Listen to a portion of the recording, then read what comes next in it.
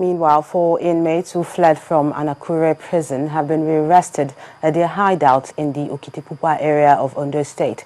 With this rearrest, a total of 58 out of the 175 convicts who escaped from the prison in Akure, the state capital, have now been recaptured. The police public relations officer in Ondo State, Mr. Wole Ogodo, confirmed that the rearrested escapees have been returned to prison. Last Sunday, the prison authorities announced a jailbreak leading to the escape from the facility of 175 inmates. During the incident, a prison warden was shot by the invaders.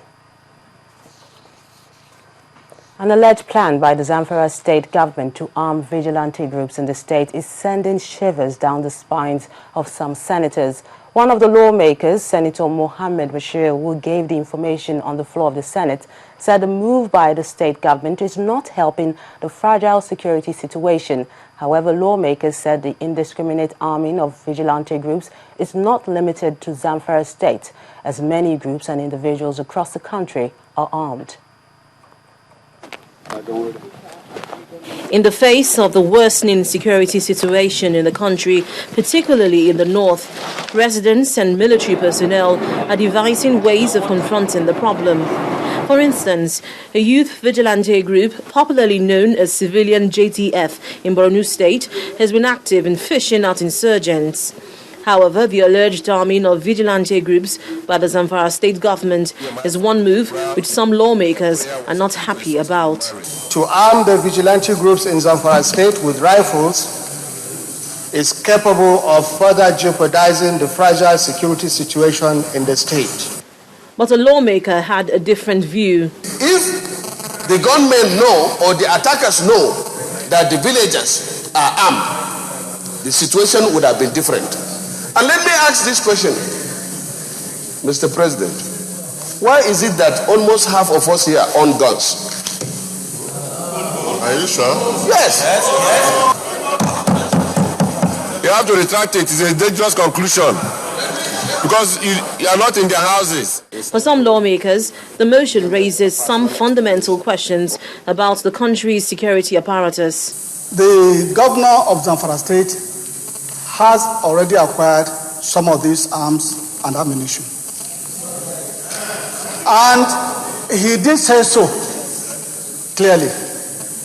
It is after he's gotten the arms and ammunition that he then approached the IG to grant him permission, which is being withheld by the IG. So the important issues here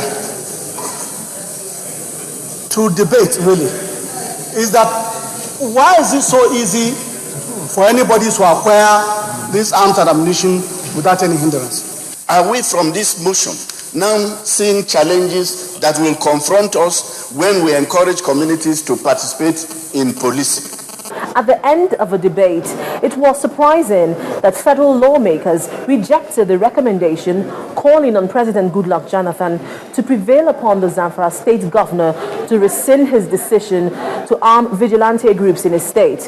However, federal lawmakers asked President Jonathan to deploy more security personnel to Zamfara and other states with similar security challenges. From the National Assembly, Linda Akibi, Channels Television News. Meanwhile, in Imo State, the police have arrested a group of men suspected of dealing in arms and ammunition. Parading the suspects at the Imo State Police Command headquarters in Owerri, the state capital, the Commissioner of Police, Mohammed Kastina, explained that the suspects were arrested following information that the younger brother to the gang leader, Mr. Okechukwu Oachilulo, was negotiating a sale with someone. Obviously displeased, the Commissioner of Police displays some of the weapons.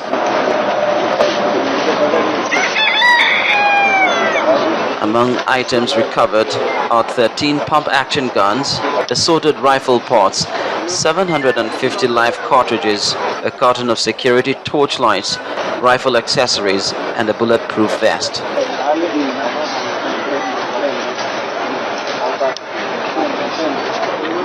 With bland looks, the suspects walk into the shot led by Mr. Okechukwu Achilulon, who hails from Mbitoli local government area but resides at Ikotumegbe in Lagos State. He claims he's a licensed and registered dealer of arms. I'm a licensed arms dealer in Nigeria. Due to the embargo, I have kept that gun for some time. He stole one out of it. He had been in Lagos for almost 3 years now. In order not to sell them, I now brought them and kept them in the village. I don't live in Lagos State. I have a license which I gave them a copy of it. The Commissioner of Police is not impressed. According to him, the police have conducted their investigations. Somewhere in Mbaitole, we acted on a very reliable intelligence where we stormed an armed depot, in the course of which did very dangerous 12 loader AK-47 rifles were found. As you can see them, this is one of them. 12 loader AK for automatic pump action guns. The gun runner has been arrested, and all other accessories have been rounded up. They are with me, and they have made very substantial useful statements. The Imo State Police Command has demonstrated its determination to end every form of lawlessness, and criminal elements in the state will do well to heed the police commissioner's advice and make themselves scarce. Still to come on News Track, Bolivia threatens to close U.S. embassy. Join us again. You know when it's hot, it is sweltering. And when it's cold, it could be frigid. Water levels are rising. Flood is rampant. Diseases are on the increase. Green monster flourishes on our waterways. Scientists say it is climate change. Politicians negotiated and world leaders debated. But what do you make of it? Understand your climate. Make sense of the world on Earth File.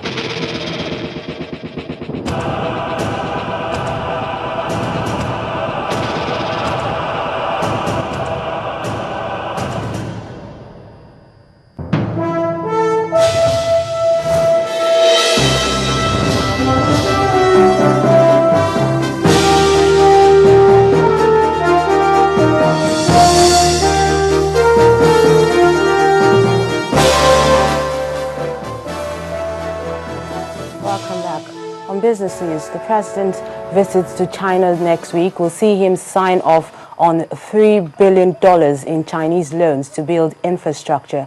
According to the finance minister, Dr. Ngozi Okonjo-Iweala, the agreed loans will come from the Chinese government and will be based on interest rates of less than 3% over a 15 to 20-year period. The loans to Nigeria include $500 million to build airport terminals in Lagos, Abuja, Port Harcourt and Kano, and over $700 million to build a hydroelectric power plant in Niger State. It also includes $600 million to build a light railway in the capital, Abuja, most of which has already been invested on a project due to be completed early next year. And the Edo State Governor Adams Oshiomhole has accused the federal government of withholding some of the funds belonging to the state. Governor Oshiomhole, who was reacting to the refusal of the National Assembly to entertain the amendment budget, urged the executive to ensure